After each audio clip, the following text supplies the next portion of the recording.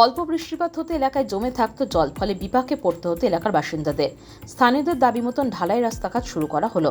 শনিবার সকাল নাগাদ মালদা মানিকচকের নূরপুর শ্যামলালপাড়া এলাকার রামু কর্মকার বাড়ি থেকে শ্যামলালপাড়া প্রাথমিক বিদ্যালয় অভিমুখ পর্যন্ত রাস্তাটি হবে।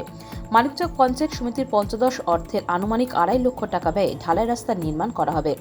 এদিন ফিতে কেটে এবং নারকেল ফাটিয়ে রাস্তার কাজের সূচনা করা হয়। উপস্থিত ছিলেন মানিকচক পঞ্চায়েত সমিতির সভাপতি পিঙ্কি মণ্ডল, মানিকচক পঞ্চায়েত সমিতির পূর্ত কার্য এবং পরিবহন দপ্তরের কর্মাধ্যক্ষ অরূপ কুমার দাস, নূরপুর গ্রাম পঞ্চায়েত সদস্য সামিউল ইসলাম, শেখ জাহাঙ্গীর সহ আরও অনেকে। এই রাস্তা হওয়াতে খুশি এলাকার বাসিন্দারা। উপস্থিত সকল স্থানীয়দের মিষ্টিমুখ করানো হয়। আজকে আমরা নূরপুরের শ্যামলালপাড়ায় রামু মণ্ডলের কর্মকারের বাড়ি হতে প্রাইমারি স্কুলের কাছ থেকে আমরা 2.5 লক্ষ টাকার ঢালাই রাস্তা শুরু করালাম।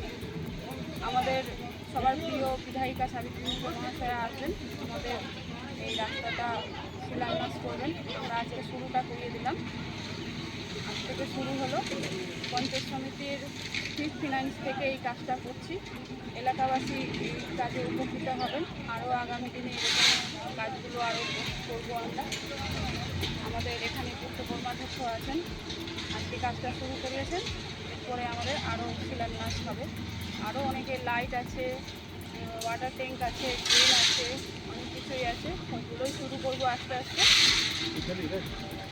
Bureau news Bangla Times.